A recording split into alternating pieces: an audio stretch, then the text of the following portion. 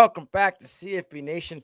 Welcome back to Road to the Draft, episode 2 out of 9. I got my guy with me, Mr. Dynasty Dogs, one half from Mike Anthony, and we're going to be talking about a loaded running back class. And the guys, our guys, maybe some flag plants, and some guys we're staying away from. But my guy, Mike, how we doing tonight? We're good, doing good, man. That intro is amazing. First of all, Rich, other half of the Dynasty Dogs, the biggest Cam Newton fan you will ever meet in your entire life, who never lived in Carolina. So he will really appreciate that. But man, kudos to you for putting the work in to do stuff like that. That's awesome. It's just, I enjoy it. It's a passion. So when I can do something, to make the show have a little more vibe, a little more life to it, why not, right? Yeah. Plus, I got you for 9 weeks. So maybe I'll be able to strangle you back in, after the draft for some college football as the season goes in. But I got to listen. Anytime you want to talk to me about football, I'm all ears and everything. I'm ready to go all the time. To be honest with you, that's a God-given fact right there.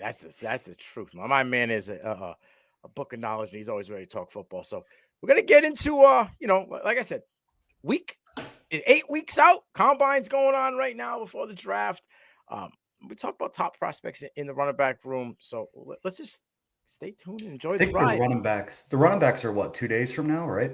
I believe it's the weekend. Yeah, Saturday, I believe. So that's when, the offensive players are on Saturday. That's when a lot more, people start chirping. You know what I'm saying? So what we're going to do is, if you remember last week, we did this guy or that guy. We got three categories here. We're going to talk about some running backs. First off is Donovan Edwards, Michigan running back, versus Jadon Blue, Texas running back. We could compare this guy, that guy with an inside-outside run game, their vision, and their pass game capability.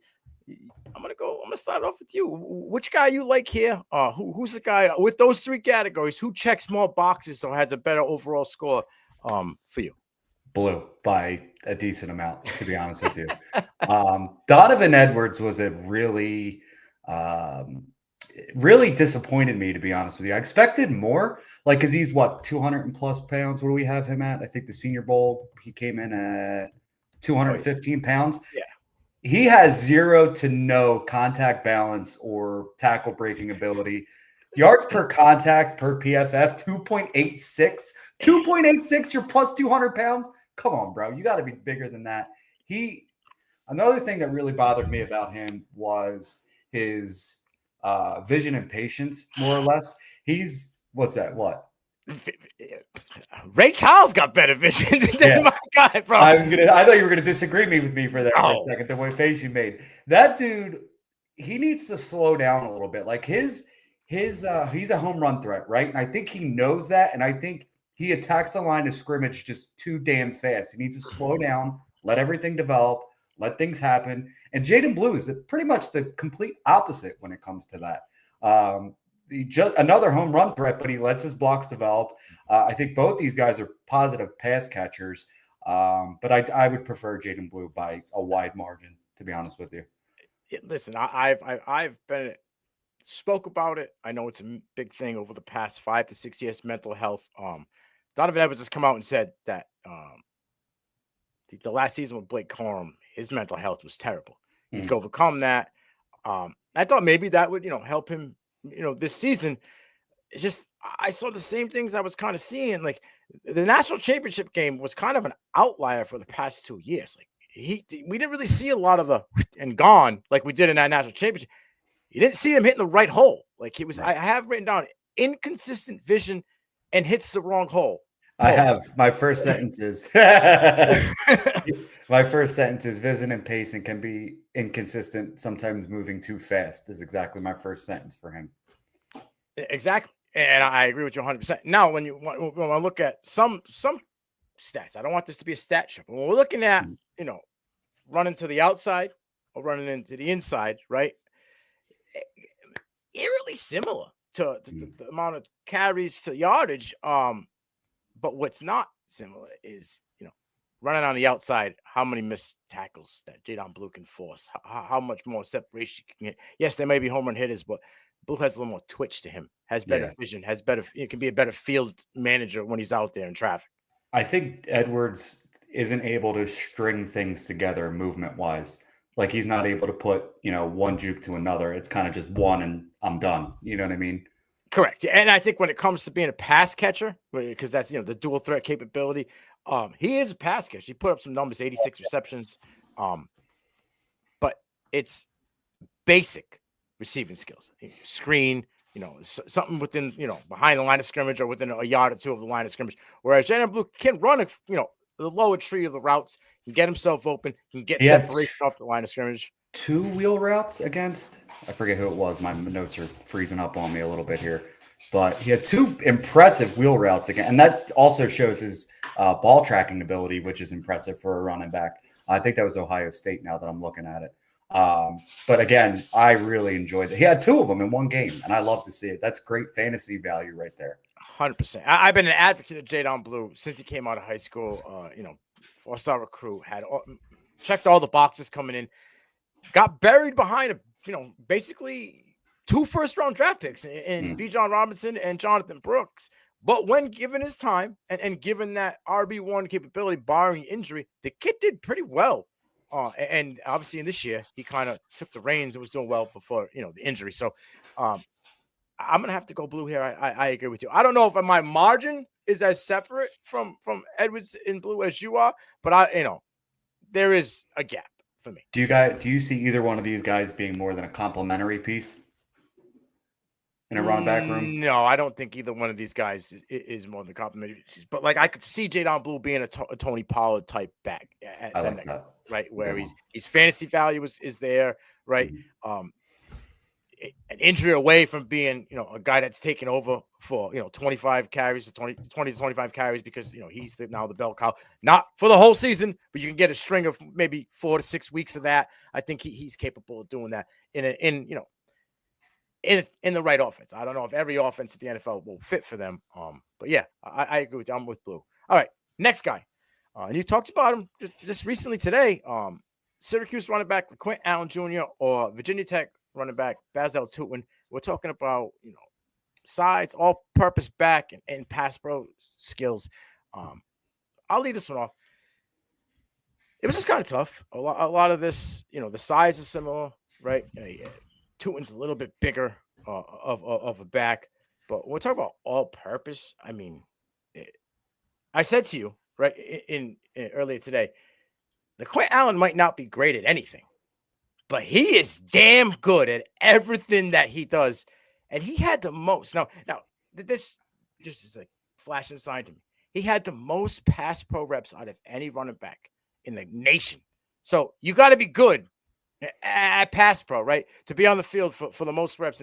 Now, Basil Tutin isn't bad, but he was 73rd. You know what I mean? So there's a large gap there. He also had a little bit of fumble issues. You know what I mean? So he had 4. Allen only had 1. And passing game is similar, but the scale for me is their motors are similar. Basil Tutin isn't as good all the way across the board with everything. You know what I'm saying? He may be better at 1 or 2 things than Allen, but when it comes to a full body of work, and we're talking about the body of work of what we're looking at here, all-purpose back, pass pro, size, durability, I'm going with the Quinshon Allen here. And this is a slim margin, but I'm going to take the Quinshon Allen here. I think the Quinshon Allen has a longer future in the NFL with his style of play. I 100% agree.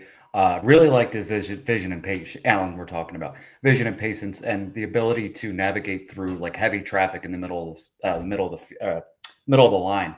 The opposite of Tutin, pretty much. I don't see a whole lot of ability to bounce outside. I think Tutin's better at that. But I will say, one thing you said is that he's not great at not excellent at anything, but very good at everything. I will say he has some of the best hands in the class, Allen. While Tutin, on the other hand, I am very skeptical of his pass catching abilities. Now, why I say that is because there were a few plays I watched on film that he lets the ball come into his body, especially on screen passes. You can't let that happen, especially in screens. You need to be able to catch the ball quickly and make a move. You can't let the ball that extra quarter of a second, whatever it is, half second, yeah, gives the defensive players the ability to crash in, and you need to be able to get that ball quick and make a move. So that was one thing that really bothered me about Tutin's game, and I'm glad you said his first name, by the way, because I thought it was Bayshaw. But how did you say it? Basul. Okay. Basil. I appreciate Basil. you. Yeah. Yeah, I appreciate you saying that. But again, these are, guys that, are going to be the end of our drafts, end of the NFL drafts, probably. But I'm going to take a stab on Allen because, like you said earlier, he's going to have a role in this league for a while, in my opinion. Yeah, I mean, may not have the size, but I could see him being in that like Austin. He's a pile pusher though. Austin Eckler type role, right? Yeah. Maybe not as swole as Austin Eckler, but being that back, that receiving capability is in there on third down, but doesn't have to be the guy in there just to protect his quarterback. Constant mode, never gives up. It's always on the field. You mentioned the thing about cradling the ball, right? And that also leads to turnovers and fumbles, right? Where you have it, it's bouncing around. He attacks it in stride, which automatically leads to yak and positive yardage in the pass game, Allen. So slim margin, but I'm going to take Allen here. I think that like you said, I think he's going to have a little bit more to offer and length at the next level. Now we're going to get two guys that haven't really been talked about too much that are kind of different. How do I say this? Similar but different, right? Like a lot of the stuff that they bring to the table are very similar, but they do it in a different way. So it's all about, I guess, your flavor, your taste, and what guy you kind of like. DJ Giddens or Kyle, I'm going to mess this one up. Monangai, I think. Monangai? I think so. You got the first one. I got the second one. That's why we're a team, my man. And the three topics for this body of work are power versus speed, shifty versus pinball, and work in space. Mike, you can lead this one off. I'm taking Monangai. To be honest with you, I did not like Giddens. Gibbons. Get it? Giddens. Yeah, I didn't like him pretty much at all. Everything I watched, all those, the speed, the tackle breaking, all that stuff, super inconsistent to me. Like 1 minute, he's getting dragged behind the line. Next minute, he's pushing 2-3 extra yards, right? Monangai, I ain't got to worry about that. That dude's going to he's going to give you something. He's going to give you a little bit of extra juice. Now, Giddens, I will say, much better pass catcher than Monangai.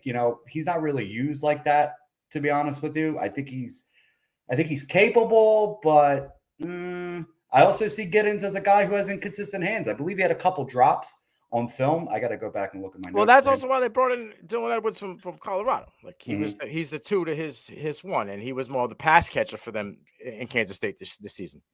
Yeah, I think we talked about Allen. I think Monangai has a better chance to be on an NFL roster 5 to 6 years from now, as opposed to Giddens, who I have hands are just.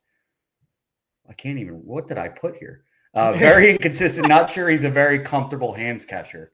That is what I had for Giddens, and that's kind of I watched 6 games of his. And I felt like every time he went to grab the ball out of the air, it was kind of like, is he going to catch it? Is it going to be a drop? Is he going to, you know what I mean? Every single part of his game was inconsistent to me.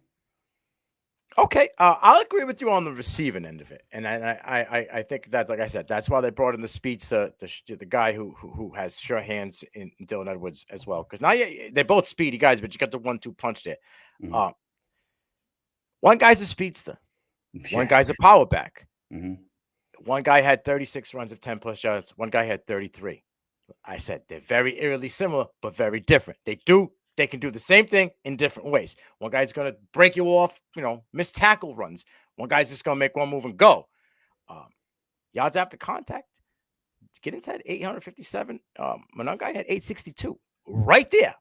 Different way, right? Like he's maybe one. I think Giddens is like probably less than 3 yards per attempt on yards after contact, where Monangai's probably, around the 4 range because, the pinball style running back.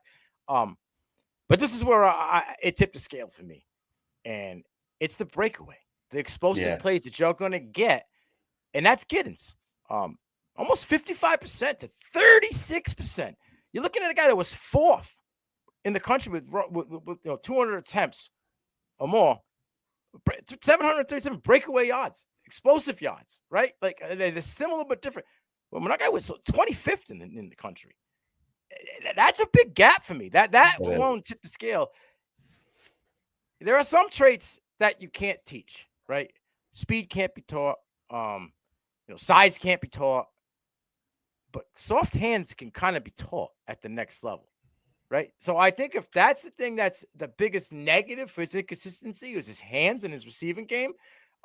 I think as being a Robin to someone's Batman, if in the right scheme with a coach that can teach, I think Giddens could have he could be that home run guy, right? He also could be a guy that special teamer, maybe because he has that speed, that long speed as well. But it's that explosiveness, that breakaway capability where guys like Jameson Williams, even with the troubled pass and all, people will take that chance and take that risk on him because when the ball is in his hands, chunks of yards get eaten up, almost every time. So I'll take Giddens here. I'm glad that you took my guy because I don't like green on everything. But like I said, we're too similar guys, with this. Just we're different too aspects similar so far. Yeah. All right. This is where I think it's going to get spicy and things are going to change. We're going to go RB 3 through 8. We can work it backwards. I'll lead off for 8, and then you can give me your 8, and we'll just go back and forth like that, okay? Mm-hmm. All right, for 8 for me, and I told you in the green room I had like 4 guys here at 8. Just kind of similar in the style of play, the way they run, what they could bring to the next level. I ended up going ultimately with Arizona State running back Cam Scatterbo. No stats, just attributes and things that jump off the screen. Why I think he could be useful at the next level.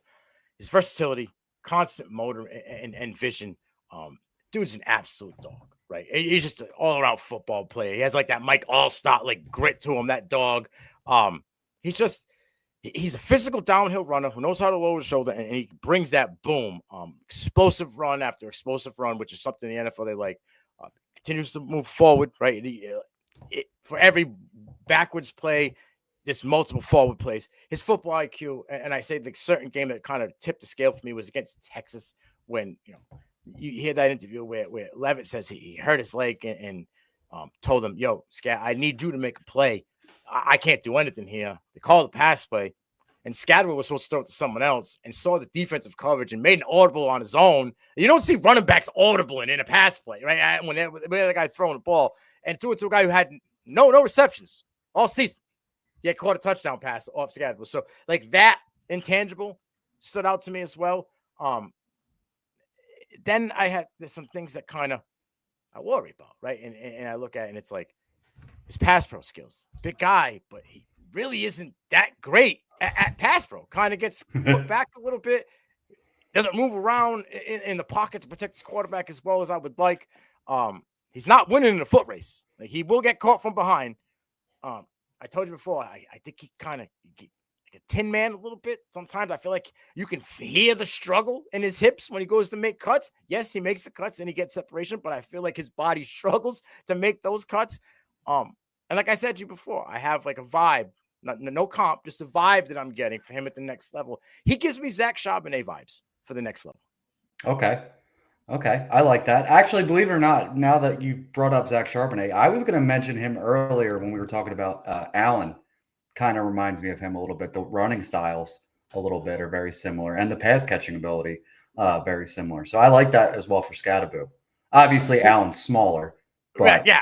The size of both those guys are close in weight and size with Charbonnet and Scatterbo.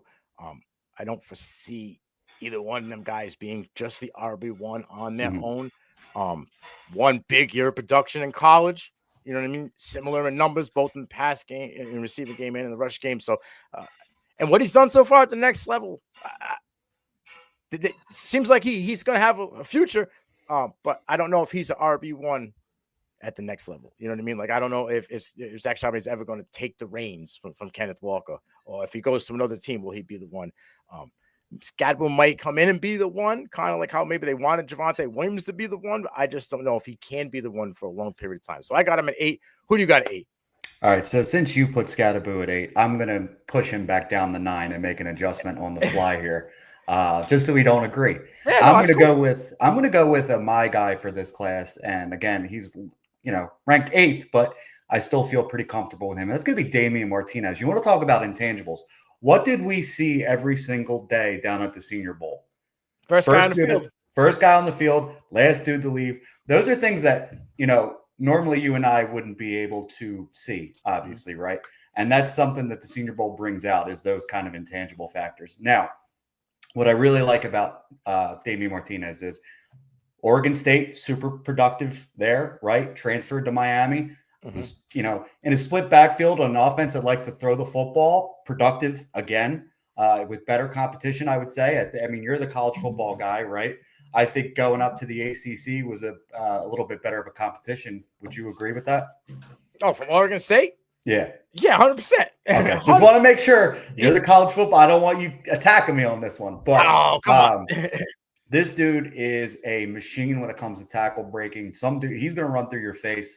But what really impresses me about him, because obviously that tackle breaking is on full display all the time, is this footwork for that size is super impressive to me. Can bounce, make cuts, get back to cutback lanes. Kind of reminds me of like early years Eddie Lacy. If you guys remember, Eddie was super productive before he ate himself into oblivion. Yeah, exactly. And I don't see that with Damian. Damian looks like a different beast, to be honest with you. Big, stocky fellow. And his hands are just all right. I don't foresee him being a, third down pass catching back. But he's like, if he goes, this is where I want him to go. I want him to go to Cincinnati, right? I think he'd be the perfect complement to Chase Brown. The Bengals haven't had a running back that would be able to, move the chains in 4th and short or anything like that. Because Chase isn't that guy. Let's be honest. He's not the dude who can get those kind of yardage. I would love to see him there. And I think he would be, the first, at least the 2-down back, possibly a 3-down back in Cincinnati. This dude can ball, man.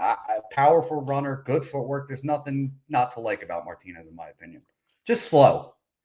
Hey, Martinez is in that group at 8. I told you it was Scadaboo, Martinez, Gordon, and Taj Brooks. Those 4, it's like a sliver of paper that separates each one of them.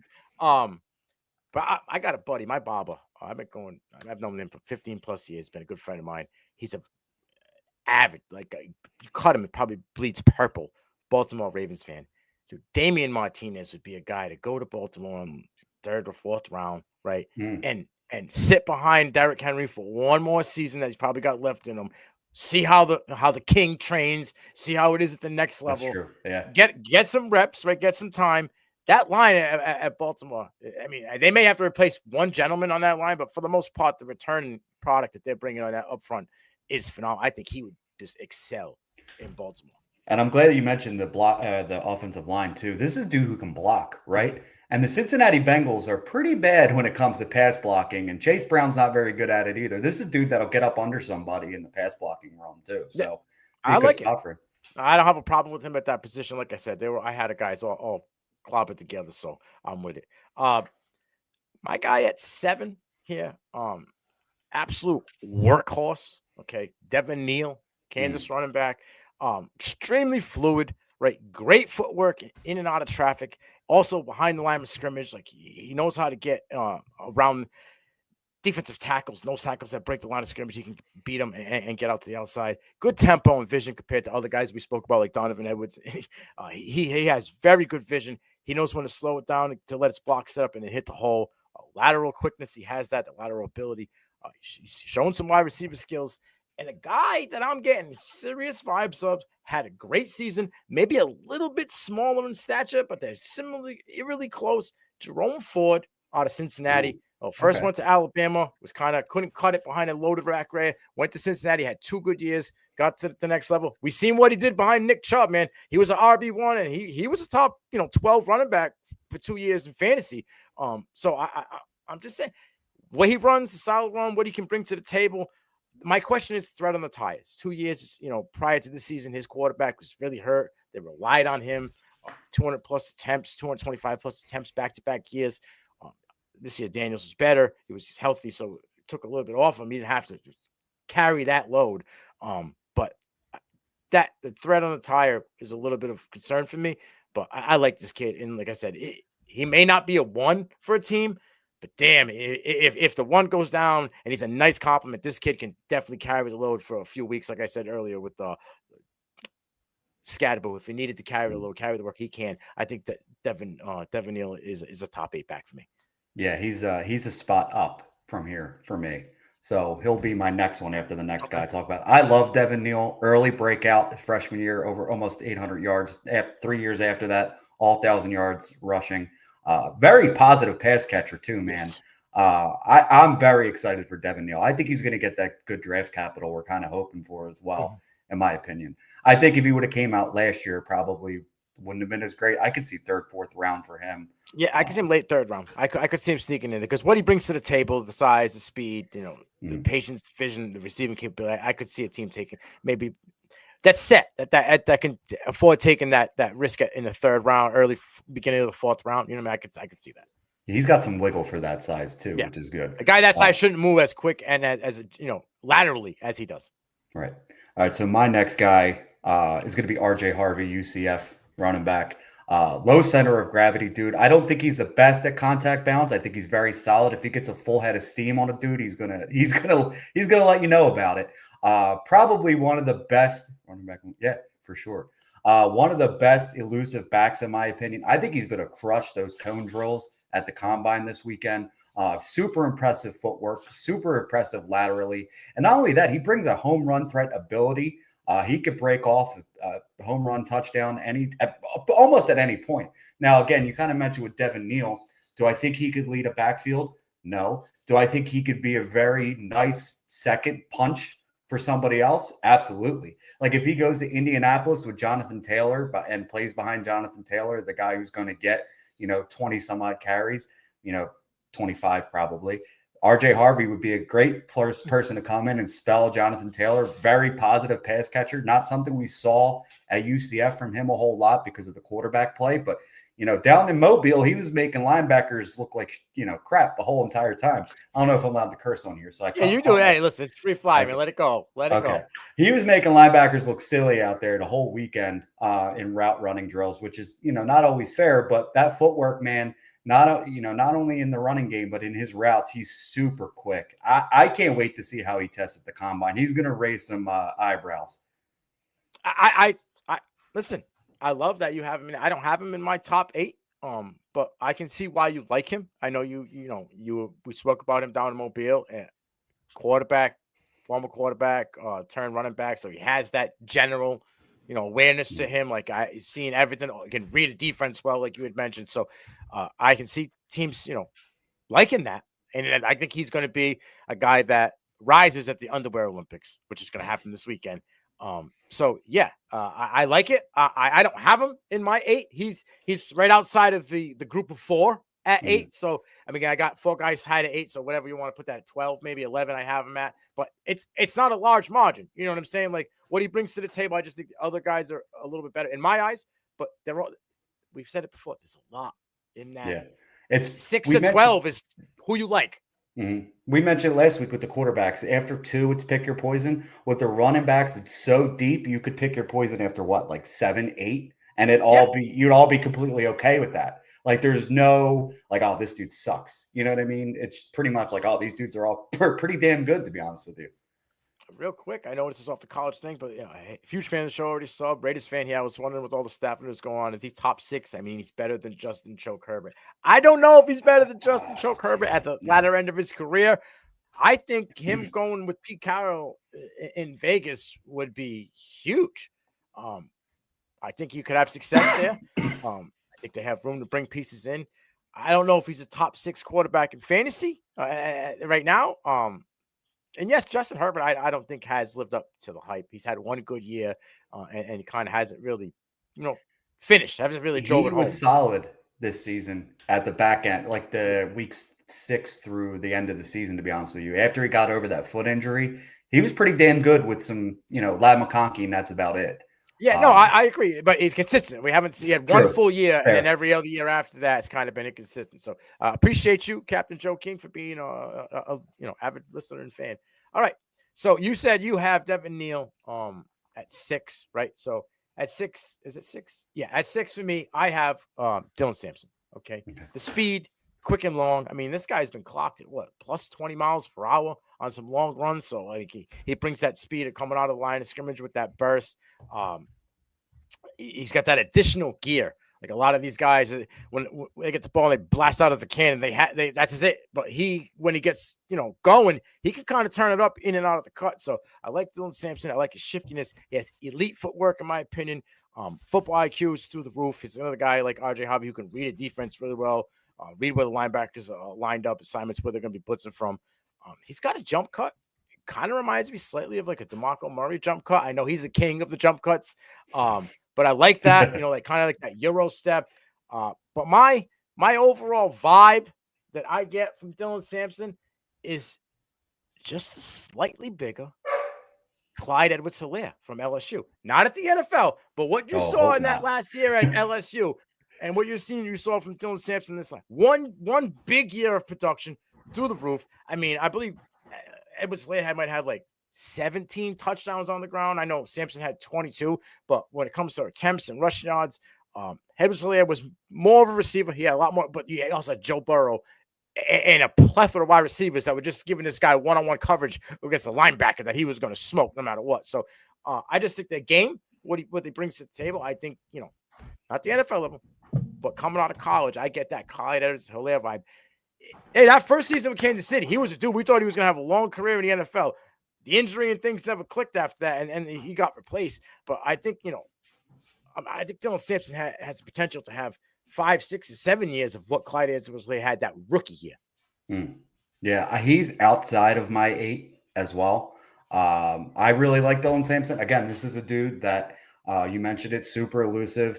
One thing I really liked his game, other than his elusivity, if that's a word, I don't know if I just made. I love it. But he takes the angles on second level defenders extremely well in the open field. So I was very impressed by that. Some of the things I do worry about is his contact balance. I don't think he's a super strong runner by any stretch of the imagination. I mean, for his size, what do they have him listed at?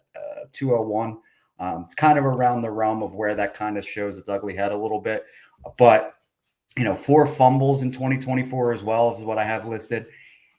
Listen, he's a guy I'm going to take flyers on while he's out of my top 8. I still think he's very talented. I think he's going to get decent capital as well. I think he's miles better than Jalen Wright was coming out of Tennessee.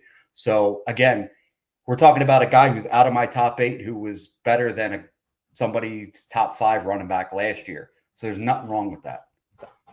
Yes, the fumbles, 4 fumbles is a good amount for running back. We have to take into consideration Nico Iamaleava was struggling all season. He was facing stack boxes. This guy to a point where they literally just handed him the ball in second halves to win games that they were down in. Normally, when you're down in games, you ain't running the ball to win. They were 2 or 3 games in the second half. This guy had 15 plus carries for $130 and 2 touchdowns, and literally took the Vols on his back. So it's not an excuse, but there's a reason, for the fumbles. I would like to see him be more sure-handed, but when he's getting pummeled and attacked from all angles by defenses because they know he's public enemy number 1, I just take that into consideration. I do not like the 4 fumbles at all. For sure. Now, I don't know if I saw anything. You mentioned that, he's carrying a lot of work at the end of the season there. The end of the last game that they played, what was it in the playoffs? Who was that against? Ohio State, right? Yeah. What happened to him? He kind of disappeared, to be honest with you. I haven't heard anything. Number 1 defense in the country. No, I meant not on the field. He may have got injured early. I don't know. When you're playing the number 1 defense in the country, and you're already down 14, 10, 12 points, and you rely on the run game, they're not a team that's going to let you run up and down the field to get back in the game. They, them and Notre Dame were allowing less than 16 points per game, probably close to less than 100 yards on the ground per game. Dylan Sampson wasn't going to be able to do that. So, again, like I right there, Moon says it, game script affected. Once you're down and out of it early, you can't rely on that. They did it in some SEC games, which is crazy because he was able to do it against SEC competition. But, again, top defenses in the country, top defenses in the nation, they're going to dictate what you get and how you get it. You're not going to do that. Right. All right. So 6 for me was Devin Neal. So pretty much just copy and paste what you said. So give me your 5. Give me number 5. He's the unsafest 5 to me, and that's Kaleb Johnson, Iowa running back. I think he's a good running back. Don't get me wrong. And again, he's probably going to get the good capital. He's a young running back. What's his junior year? So he's good, over 1,000 yards rushing. Doesn't really have a whole lot of work outside of that. My biggest issue with him is I felt like that Iowa offensive line created a lot of room for him to work. Now, is that his fault? Absolutely not. We kind of talk about that with competition, right? You get what you get. And he made the best out of what he got in Iowa. So soft hands out of the backfield. I wouldn't say a true route runner, but a decent route runner. And when it comes to the running back position, I do like his hands a lot. I just feel like if he doesn't go to a team that has a really good offensive line, he could get exposed a little bit. In this draft class, how many Iowa I know. We talked about this linemen before. are going to the – how many? How many are ranked in the probably top none. 25? Where was Probably the offensive none. line ranked in the nation? Right? Like it was high, I think, if I'm not mistaken. For run blocking, it was behind for him, right? Because he was all – this is what I tell him. He was facing the most stacked boxes in the country because they got to their 5th string quarterback. And this dude was still dominant. Super productive. I can't argue that. But in the Big Ten, right, where it's probably the toughest running conference in the nation, right? Most of them teams are power defenses that are made to stop the run. Most of those offenses pound the rock, right? This guy would rip off runs. I hear, I see some of his runs that make you think, I don't know if he can make it to the NFL. It's like 3 yards in the cloud dust. Nope, that wasn't 3 yards in the cloud of dust because he averaged well more than that. It definitely wasn't 3 yards in the cloud. This kid is shifty for his size. I don't know about shit. Listen, I'm not saying he's LaDainian Tomlinson, but he can make you miss in the open field, and he can also run you over. If you think Cam Scadaboo is shifty enough, he's definitely more shifty than Cam Scadaboo. I definitely think he's shiftier than Cam Scadaboo. That you mentioned it down at the Senior Bowl. Scadaboo is like the Tin Man a little bit. So I was surprised you even had him in your top 8 or almost in your top 8. I said struggles when it comes to him making cuts. But I'm talking about a guy that decisive when he makes cuts, finishes runs, right? Vision.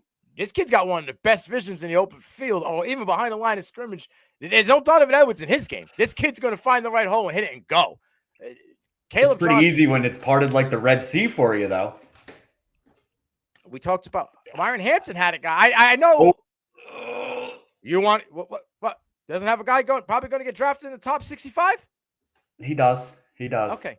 The center, right? If I'm not mistaken. Yeah, Lumpkin, who's an undersized player, right? But dominant in both pass pro and run games. So we'll get to it. I'm just Kaleb Johnson's my 2, and I think a lot of people discount him, but they want to say the same thing you say, that the Iowa run game and scheme was more.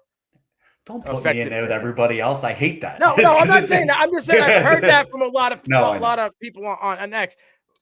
I don't see a top 50 offensive lineman getting drafted out of Iowa, and I don't even know if there's a top 25 one next season. Kaleb Johnson did a lot for a team, and like my guy said, my guy Moon says, it was no other quarterback, no other running back had it harder with no quarterback in the Big Ten. Like the entire time, he was struggling with a stiff out there. A scarecrow probably could have done better than the 5 quarterbacks that Iowa ran out this year. So you can mention that about Hampton too, just not in the Big Ten. Not in the Big Ten. It's a different I get that. But you could mention that the quarterback play in North Carolina was probably just as bad. Yeah, it probably was. It probably was. But I love that we're different. I love that there's banter back and forth, because who wants to hear 2 guys talk about the same shit and big up in each other for 45, 50 minutes? But for me, my guy at the what are we at? 3, 4, at the 5 spot, TreVeyon Henderson, shifty, traffic weaver, explosive, and it was nice to see after 2 seasons past the injury. We saw it, like consistent explosive runs, consistent that long 70-yard run. That was just ridiculous. We seen like that pass play after he caught it, the 70 yards he took off, and that like you saw the explosive tearing away from him. It seemed like last year we saw a little bit of it. He wasn't committed. Like I thought that maybe the fear of the injury was still kind of there. So yeah, I love the explosiveness back, his lateral quickness at the second level. I don't know if there's anybody better with the vision at the next level. You talked about Dylan Sampson. I think TreVeyon Henderson's vision at the next level is probably one in this class. Basic receiving skills, and that's my concern for him at the next level. He's more of a guy that's just going to catch a ball out of the backfield, maybe a little screen here and there, but I don't see him running any routes. He's not lining up in the slot. Maybe at Ohio State he did. I don't see him doing that at the next level. Sure. But again, he's explosive, so they get him the ball in space, and they get him the ball in the backfield where he can go and do his thing. Injury concerns that it's always going to play for me is like it's going to knee injuries, stuff like that. As a running back who wants to be, the guy. Can he handle that workload? How long is his NFL career? I do think he's a top back in this class. And yeah, I mean, everything I see from him, if he can stay healthy, if he hits that ceiling, Aaron Jones, baby. You're looking at an Aaron Jones type running back, like the workload, being able to be explosive coming out, being a receiver. Aaron Jones was better as a receiver, and he developed better receiving skills throughout his NFL career. But he also was, around good quarterbacks that could place the ball for him. I think he gives me Aaron Jones vibes 100%. So this is my running back 3, to be honest with you. Okay. So we're not far off. I mean, nothing wrong with that. I do think he's a better route runner than you're giving him credit for. There's one play that, to be honest with you, this whole play made my entire route running for him like a 10 out of 10. It shouldn't be. But there was one play. I forget what game it was. It's the last piece of the All-22 film. He ran a sluggo route. How many running backs do you know that are running sluggos and caught it at How many did he run?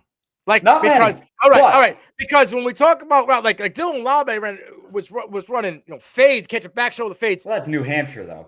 But it was right. 50 of them he did. You know what I'm saying? So that's something that how many sluggo routes did TreVeyon? How many routes did you see him cook a guy on? But let's say he doesn't really have to do that when he's got guys like Jeremiah Smith, he's got Carnell Tate, he's got Emeka Egbuka. How many routes do you really think he needs to run when he's got all those wide receivers? He's not going to have those guys though at the next level. So what I'm seeing, what I'm saying, true, is a very small sample size of what he's running in routes. So yeah, he's on a team that has good wide receivers. So I haven't seen it. What I see is for the majority of his routes and what he's getting in pass catching is behind the line of scrimmage or within a screen that's within 1 to 3 yards. He's not lining up really in the slot. Like look at the touchdown pass.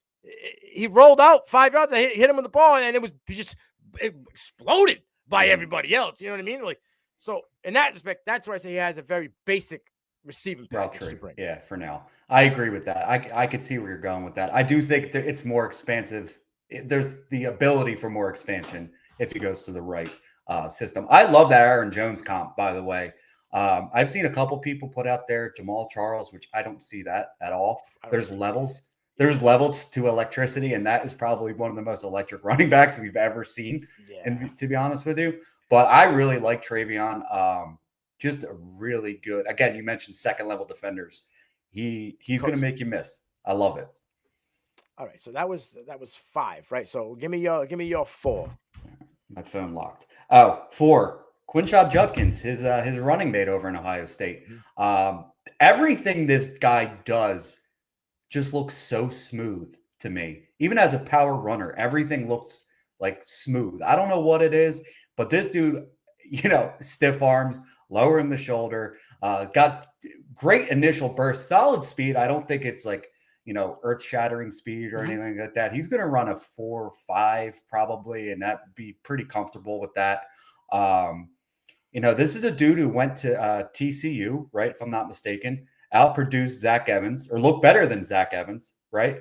And then transferred over to Ohio Sate, which we were Ole Miss. Went to Ole Miss. Yeah, I went too far back with Zach Evans there for a second. But yeah, he looked good there. Outplayed him. And this was a guy. Zach Evans was a guy that a lot of people loved, and myself included. And then he kind of fell off a cliff. But yeah, Judkins is that dude, man. Now, will the fantasy success be there? Because I don't know if the hands are there. He's got okay hands. I've seen a couple drops on film. He's one of those ones where I'm like 60-40, you know what I mean? With the hands, like they look pretty good, but I'm not 100% sure just yet. But listen, if you need a dude that can get you 15 and make it look like super easy, it's Quinshon Judkins. Yeah, I got him in the same spot here. And I agree with a lot of things you said. Violent all the time. Oh, I love the violence. Yeah. Great pad level.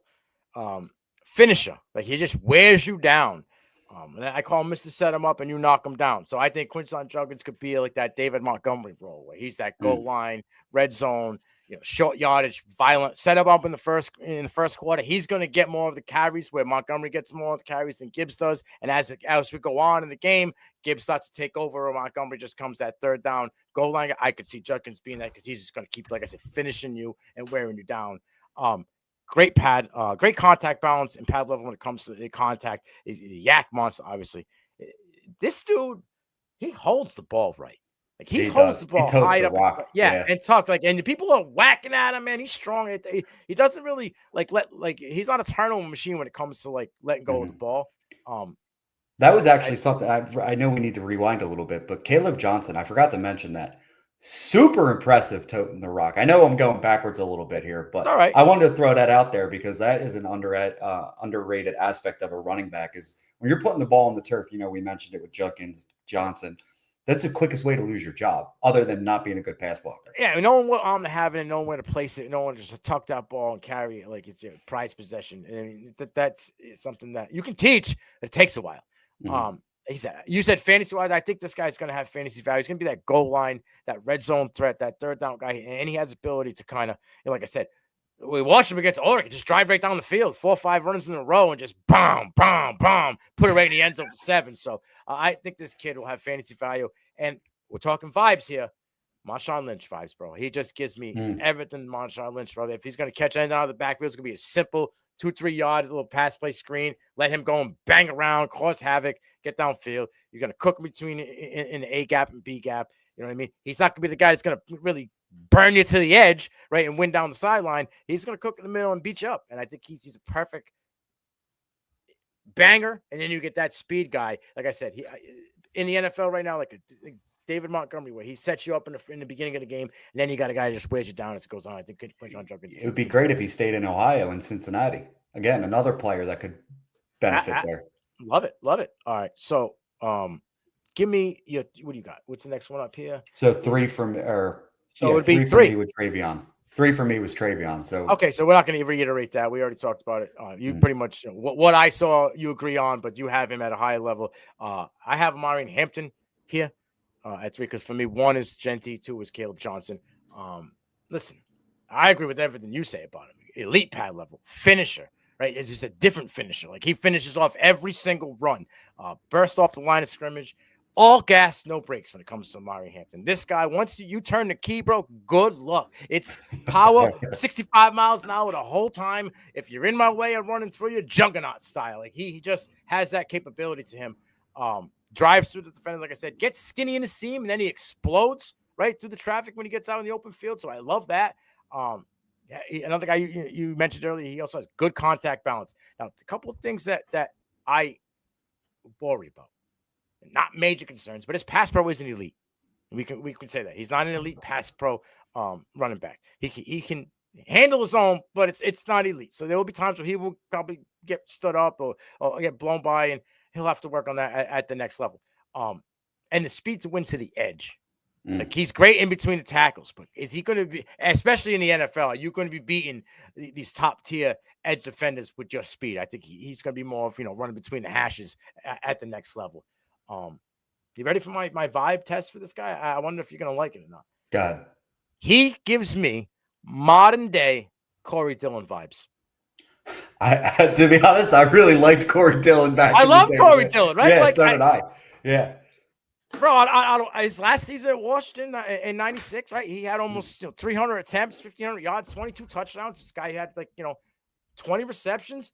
At the next level, he was good at Cincinnati. Had some off-field issues. Came to the Patriots. Was good at the Patriots for the years that he was there. Obviously, got Cincinnati too, right? Yeah, Cincinnati's where he started his career, and then he had some off-field issues. But yeah, Moon saying he likes Judkins long-term on Henderson. Health-wise, for sure, that could be, yeah. And he says non-elite pass pro, but I don't know if there is one. I agree. I don't think there is one, but there's just questions. And we're nitpicking here when we get to the topic thing. We can't say everybody's great. It's not all rainbows and cupcakes when it comes to this class. Like each guy does have something that you have a concern about.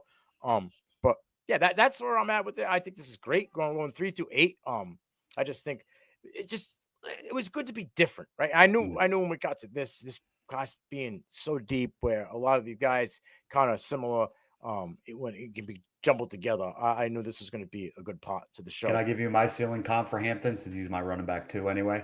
Absolutely. I'm talking ceiling because they're similar build. They have similar strength. I will say the speed is not the same, but he gives me Jonathan Taylor vibes, just with the size, the power. They're both not the most laterally quick dudes in the world, either one of them, because they're so big and strong. But I really like Hampton's ability laterally behind the line of scrimmage to, say he's going left, cut back to the right, hit an open lane. Super impressed by that.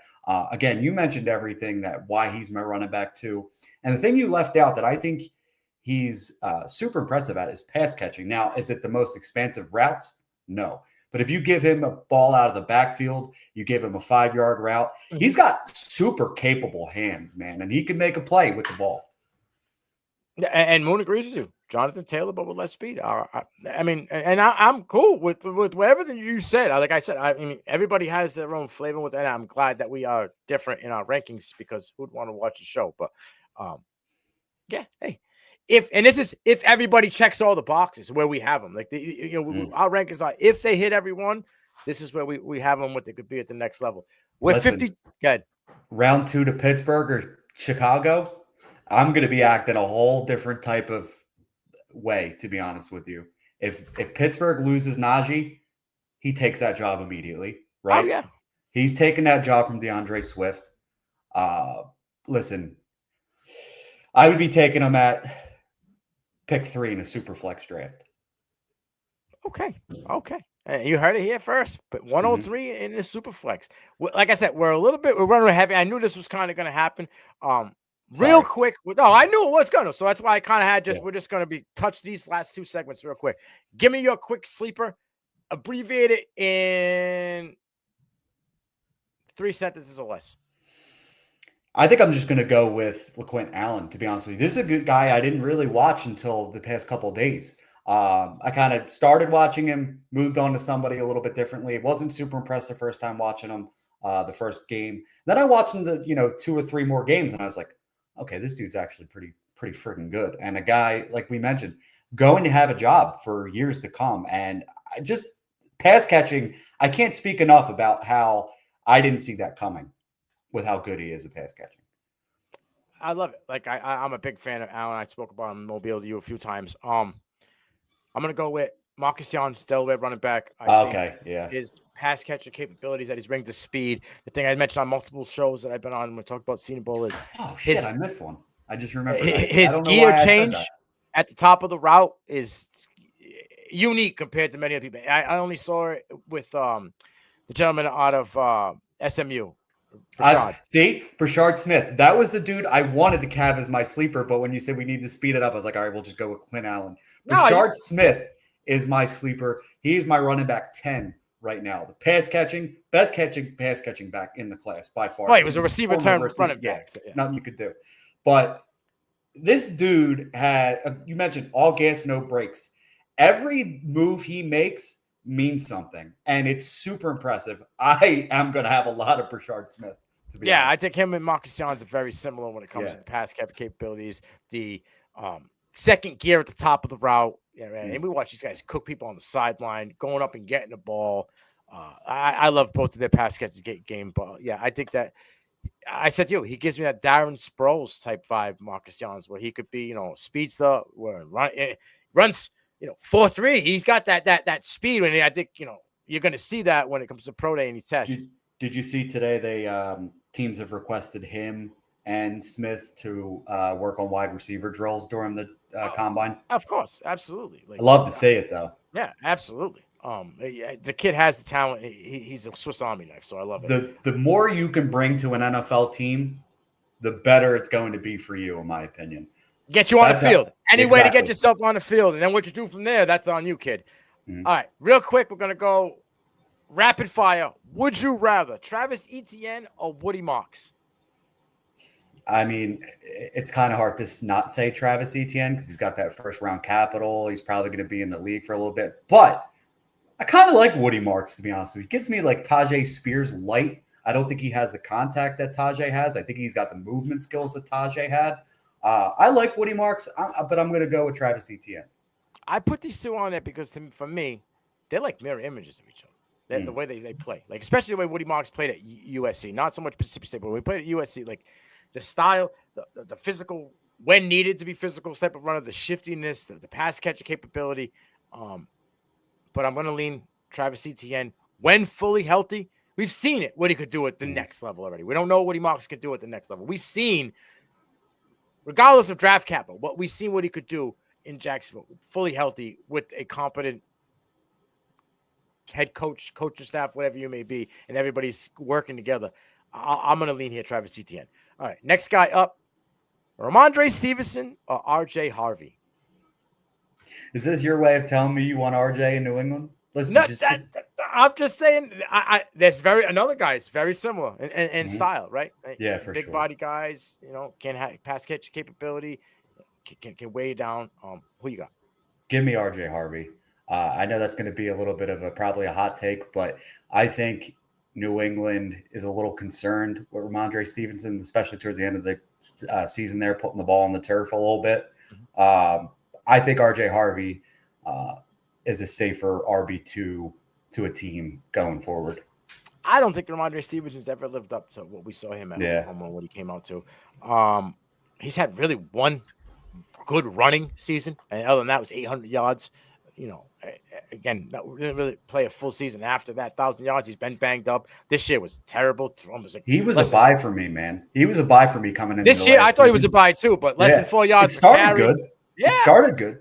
I think they changed up the run scheme. Offensive line was terrible, but those Drake May coming in hurts it a little bit. Yeah, but those aren't excuses. You know what I mean? Like, you still should produce. I think RJ Harvey could take this guy's job. I think he could be in New England, and I think that RJ Harvey could easily just slide into that 3-year, 4-year production for Ramondre Stevenson, and then they move on to another. But I don't know if RJ Harvey gets a second contract in the NFL. He's a little older, right? Yeah. He's a little older. He's got some thread on the tires. We've seen him, carry it 200 plus times. But I think there's at least, one full contract in him where I think this guy could be something. Could be that Ramondre Stevenson. Like, Ramondre Stevenson go somewhere after New England, but he's going to be an RB2 anywhere, just straight backup, right? And I think, like, after RJ Harvey's first run, I think he could go be a very adequate backup somewhere. But I think he could get his couple of years to be that guy. You know what I mean? And play that Ramondre Stevenson role. So I'll go RJ Harvey. All right. Last one. Two actually. Javonte Williams or Raheem Sanders? I think guys similar. Yeah, I think Javonte might be cooked, to be honest. At least in Denver. I think his time in Denver is up. Will he recover from that? I have no idea. I like Raheem Sanders a little bit. I was a little shaken and stirred, to be honest with you. He came in a little heavy. What was it, 2 years ago? Yeah. Looks like he slimmed down a little bit. I really like his ability to get skinny. Decent pass catcher, to be honest with you. Pretty good pass catcher. Maybe even upgrade that a little bit. I think I'll take the flyer on Sanders. After the injury, he never got back to what he was coming out of North Carolina that first year in Denver, where he was just a monster. Just ran you over, had speed, right? Had that second level to him, a second gear. But yeah, I think the injury is holding him back. I don't know if it's in his head or if he's never got to be 100%. It seems Sanders got better as the year went on, like dramatically better. I have to say Rocket Raheem. If he's back to 100%, like we started to see, because it seemed as though everything was good. The weight was off. He was in good condition. The health wasn't a concern. And with him and a mobile quarterback on North Ellis, Rocket Raheem was cooking. He was takeoff, business as usual. So, yeah, I have a slight concern, just like I have with TreVeyon Henderson, but I'm seeing the explosiveness. I'm seeing what everybody and all of us in the community were like, whoa, this guy in Arkansas might be the real deal. Thought he was going to hit the draft, came back. I'll take Rocket Raheem here. Yeah, I mean, Denver kind of told us last year when they drafted 2 running backs in the NFL draft that they're not 100% sold. I don't even know if they're 100% sold on the 2 running backs that they drafted. Well, yeah, but what I mean is how safe does Jeanty have to feel with 2 running backs drafted last year going into a now stronger running back class? Because they took Audric Estime and Blake Watson. They had Jaleel McLaughlin. If you're using 4 running backs, Javonte Williams isn't safe. Yeah, but they're using 4 running backs in a different way. First of all, the whole Jaleel McLaughlin hype came, went in the breeze, the smoke, the fire, it's gone. Okay, so he's a supplemental piece. He comes in on pass catching downs. Blake Watson struggled to see the field, and he's only going to be a pass catch option. It's the size. He's like a deuce. Right. Estime looked all right, but Estime couldn't take away when Javonte was struggling. Like, he couldn't take over that role. So, yeah, they drafted 2 guys, and they had a guy that supposedly was supposed to be, a spring training king. But he still was the RB1, and he still led that room. So let's see what happens. But I'm going to lead Raheem Sanders here. And then my last one, Tyler Algier or UCF veteran, not veteran, 1-year wonder, Penny Boone. I do like Penny a little bit, but I'm gonna go with Tyler Algier.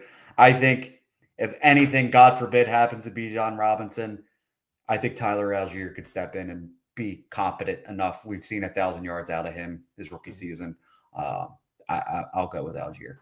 Yeah, I like Penny Boone, a Toledo product, but listen, I don't know if he would. I don't know if he could put up the production that Tyler Algier did in the NFL. And what he had 1,000 yards this rookie year. Bijan comes in, the kid still ate, the kid still rattled off yards. The kid was very good as a complementary piece to Bijan. Ate into that goal line a little bit, even though Bijan is a playmaker. Algier got into that goal line work. So, yeah, give me out Tyler Algier. Like I said, when it comes to not sure, I'm going with the guy that's proven me already at the next level instead of the guy who hasn't.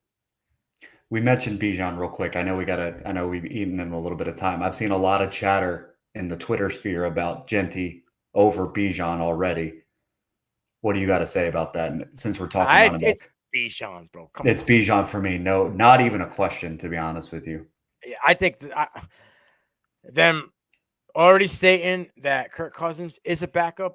Okay, he's going in as the backup to Michael Penix. We saw what that offense looked like with Michael Penix at the helm, how spread it can be. Now you're going to be able to have defenses, linebackers stay true, right? You're going to have to drop back coverage. Now you're giving Bijan open lanes, less guys in the box, more time to develop and to get open, create separation. Yeah, I think Bijan is going to have his best year this year.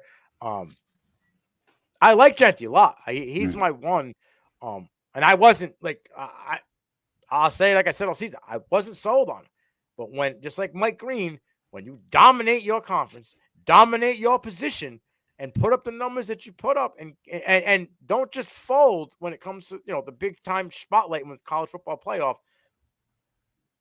I'll give you kudos. Like, this kid did it, and he did it week after week with shoddy quarterback play. I shouldn't say shoddy, inconsistent quarterback play.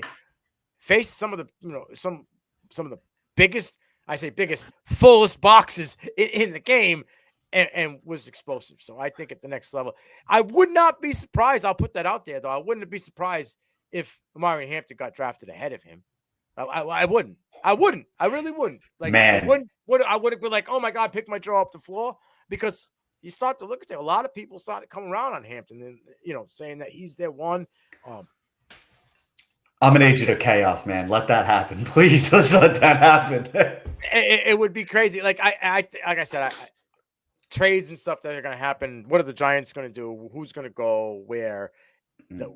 This next 6 weeks, 7 weeks is going to be crazy. We'll lead up to what happens in the draft. But I think this RB 1 through 3 could shuffle. Yep. Right. The gap ain't that big with 1 through 3 to me. Nope. To be and honest then with you. 4 to 6, 4 to 7, they could shuffle by the flavor, and then the guys that are all similar to yourself in that crunch pack between 7 to 12. I mean, it's the same thing. So this is such a fun class. And it sucked for the last 10 years. You only had like 1 or 2 guys, and then it was like throwing dots. Maybe you'll get one, maybe you won't. But people forget that that Bijan draft class wasn't that bad, to be honest with you. You had Bijan, you had Gibbs, you had Charbonnet, you had Tank Bigsby, you had Todd. Hold up. You take Gibbs and Bijan out, and production-wise, what have you really got, though? Decent RB2s for teams. That's it's not bad. I mean, that's solid. There was no chance of Zach Charbonnet going in the first round, or even going in the top 45, right? There was no. Who was the guy you mentioned before Charbonnet? That was the guy. That he was the third one I mentioned. Tank was after him. Tank, really? Third round pick. Solid sophomore season. Really bad freshman year. Not freshman year. But it was questioned why he was a third round pick. We haven't Travis Etienne yet. And has he lived up to the third round pick hype? I mean, if you're combining both seasons, no. But last year he looked better than Etienne. Better, right? But I'm just saying. Better than Etienne, though, is what I'm saying. Not just better than Etienne. Again, I don't know if Etienne is fully healthy. You had Chain in that class too? He seems like he was a one-hit wonder, right? Because last season, again, that whole offense fell apart, though. Some people True. Listen, Who ate that off? Wait a minute. Who ate that? Oh, 10 touchdowns, bro. True. I'll give you that one. Right, Jalen Waddle probably had a better year this year than he had the year before. He didn't really. He was hurt though a lot. He didn't really. He hasn't lived up to expectations yet. Tyreek Hill hasn't done anything. Didn't really do much of anything. He didn't do anything for this year. The year before he had 2,000. Oh, I know, but I'm talking about this year because Tua. Tua makes that whole offense go. Is Tua the answer for them next year? Could somebody else be the quarterback? There's a lot of things. You're hearing Joe Milton. We're hearing Hendon Hooker could be possibly traded. We're hearing Matt Stafford could possibly be traded. Hearing that the Pittsburgh Steelers want to keep one of Russ or what's his name? Justin Fields. Yeah. Also hearing that the Jets would be interested in Justin Fields. So and Cam Ward. Yeah, there's a lot of moving parts. Like I said, these next 7 weeks will be interesting. I'm Nino Brown. That is my guy, Mike Anthony. This is Road to the Draft on a CFB Nation. We'll see you next week with another round of offensive guys.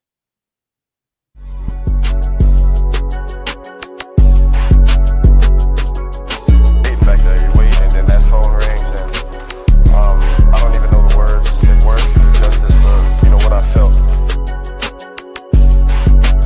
My dog. Come on, let's go. Come on, let's go, man. Ready to get to work. You know what? Let's keep going, man. I'm ready to go, coach. I'm ready to go. I can't wait.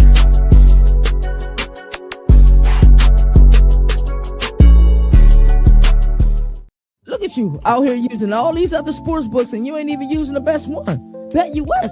Get 125% match bonus when you use the promo code CFB Nation. Yeah, you heard me correctly. 125% match bonus on your first deposit using that code CFB Nation. We know that college football is in the off season, even though we don't celebrate that. CFB Nation, we do college football 24/7. But there are plenty of things for you guys to bet on. Who will have the most wins? OKC Thunder or Cleveland Cavaliers? Can Luka and LeBron make it all mesh to make it to the play-in tournament?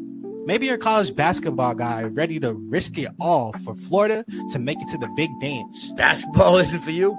Maybe you're a football guy. Well, BetUS got you covered with this year's UEFA Championship. Can Liverpool or Barcelona win it all? Will Erling Haaland or Harry Kane lead their teams to victory? May is going to get popping when the Kentucky Derby hits town.